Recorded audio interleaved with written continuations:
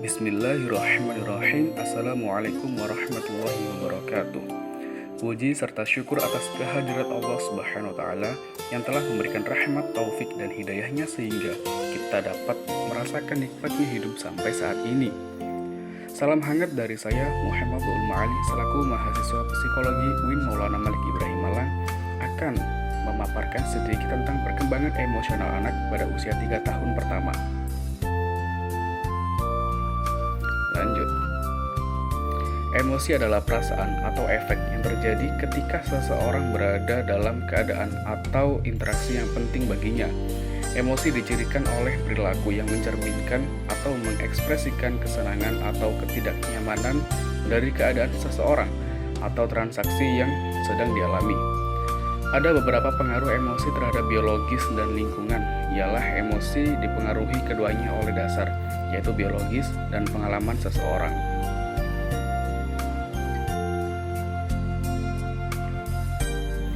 Yang pertama, peran penting biologi bagi emosi juga terlihat pada perubahan kapasitas emosi seorang bayi.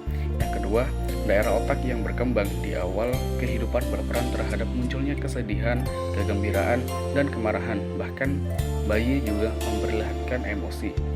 Yang ketiga, kemampuan bayi untuk mengembangkan emosi berlangsung secara bertahap, dan kemampuan dengan kematangan yang bertahap dari daerah frontal di korteks cerebral yang dapat melakukan kontrol terhadap area lain. Yang keempat, relasi sosial menjadi tempat perkembangan emosi.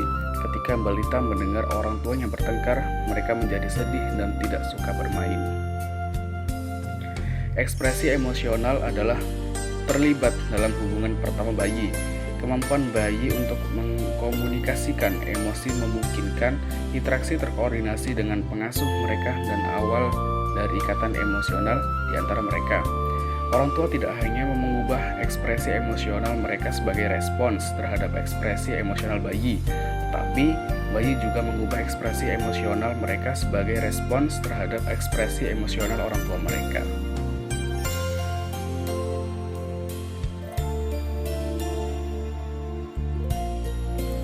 Ya, lanjut, tangisan dan senyuman.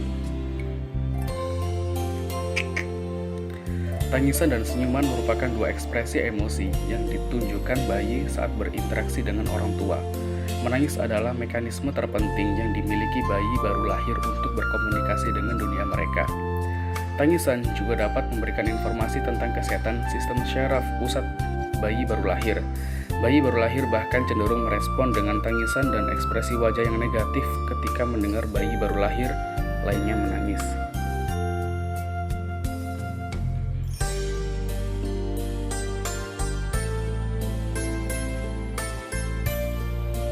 Lanjut, jenis-jenis tangisan pada bayi.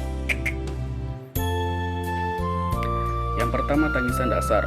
Pola ritme yang biasanya terdiri dari teriakan diikuti dengan hening yang lebih singkat, kemudian peluit yang lebih pendek dengan nada yang lebih tinggi daripada teriakan utama, kemudian istirahat singkat lainnya sebelum tangisan berikutnya. Beberapa ahli percaya bahwa kelaparan adalah salah satu kondisi yang memicu tangisan dasar.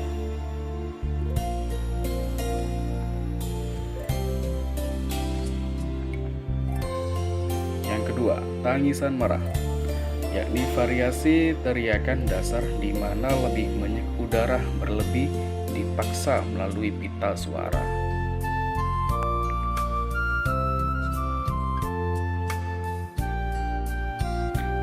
Kemudian yang ketiga ada tangisan sakit. Seruan keras awal yang tiba-tiba diikuti dengan menahan napas, tidak ada rintihan awal, derita nyeri dirangsang oleh rangsangan intensitas yang tinggi.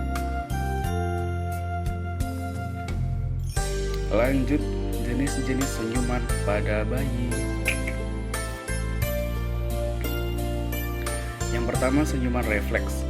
Senyuman yang tidak muncul sebagai respons terhadap rangsangan eksternal dan muncul selama bulan pertama setelah lahir, biasanya saat tidur.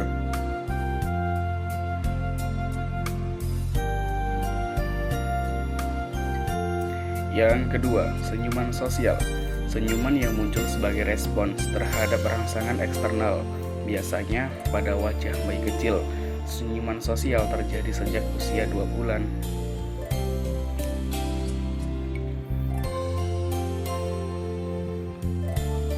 perjalanan perkembangan bayi tersenyum dari 2 hingga 6 bulan setelah lahir. Senyum sosial bayi meningkat pesat, baik dalam senyuman yang dimulai sendiri maupun senyuman sebagai respons terhadap senyuman orang lain. Pada usia 6 hingga 12 bulan, senyum pasangan itu dengan apa yang disebut penanda Dutchman atau penyempitan mata dan pembukaan mulut terjadi di tengah interaksi yang sangat menyenangkan dan bermain dengan orang tua.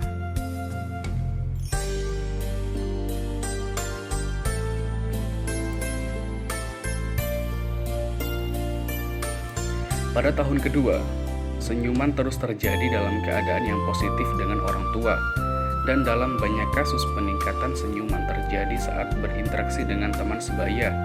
Juga di tahun kedua, balita semakin sadar akan makna sosial dari senyuman, terutama dalam hubungannya dengan orang tua.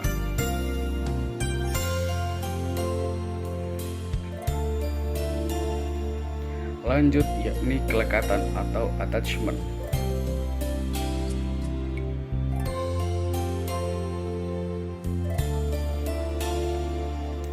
Istilah attachment atau kelekatan pertama kali dinyatakan oleh seorang psikolog dari Inggris pada tahun 1958 bernama John Bowlby.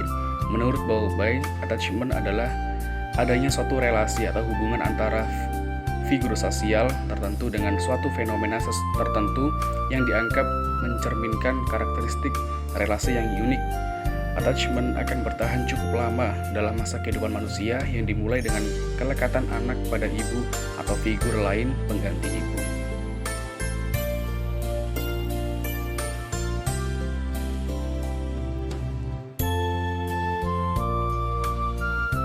Menurut Ainsworth, attachment merupakan ikatan emosional yang dibentuk seorang individu dengan individu lain yang bersifat spesifik, mengikat mereka dalam suatu attachment yang bersifat kekal sepanjang waktu.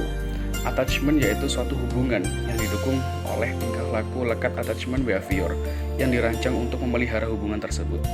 Attachment yaitu suatu ikatan emosional yang kuat yang dikembangkan anak melalui interaksinya dengan orang yang mempunyai arti khusus dalam kehidupannya.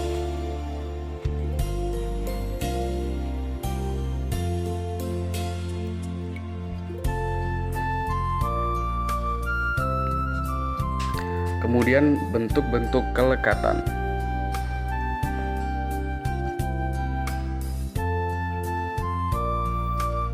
Yang pertama, signaling behavior. Dampak dari tingkah laku ini yaitu mendekatnya ibu pada anak. Tingkah laku ini sebenarnya untuk anak, diharapkan agar anak mendapatkan dan meningkatkan kelekatan.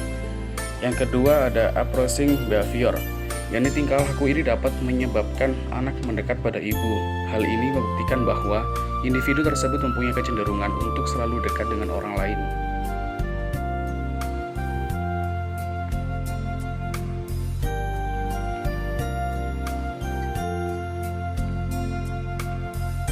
Kemudian ada fase-fase kelekatan. Lanjut. Fase yang pertama, sejak lahir sampai usia 3 bulan. Respon tak terpilah kepada manusia. Selama bulan pertama di awal hidupnya, bayi menunjukkan beragam jenis respon kepada orang-orang di sekitarnya dengan cara yang sama. Kemudian fase yang kedua, yakni usia 3-6 bulan. Fokus pada orang-orang yang dikenal. Pada fase ini, bayi mulai membatasi senyumannya pada orang yang dikenalnya saja. Next.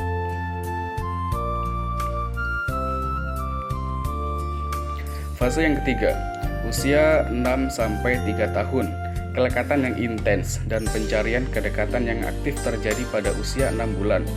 Kelekatan bayi pada orang tertentu menjadi semakin intensif dan eksklusif. Kemudian fase keempat, yakni usia 3 tahun sampai akhir masa kanak-kanak. Tingkah laku persahabatan sebelum menginjak usia 3 tahun, anak-anak hanya berkonsentrasi pada kebutuhannya sendiri untuk mempertahankan kelekatan tertentu pada pengasuh dan orang tua.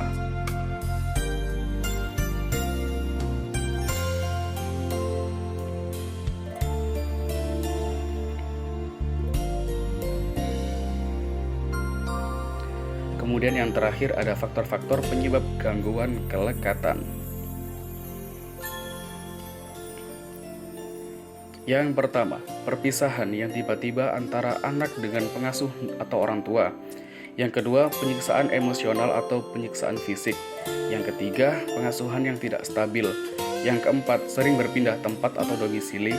Yang kelima, ketidakkonsistenan cara pengasuhan. Yang keenam, problem psikologis yang dialami orang tua atau pengasuh utama.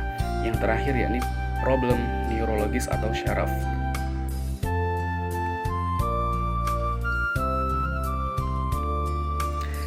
Sekian sedikit pemaparan tentang perkembangan emosional pada anak usia 3 tahun pertama. Kurang lebihnya, mohon maaf jika ada kesalahan. Terima kasih atas perhatiannya dan semoga sedikit pemaparan tadi dapat kita implementasikan di lingkungan dan menjadi ilmu yang barokah. Amin.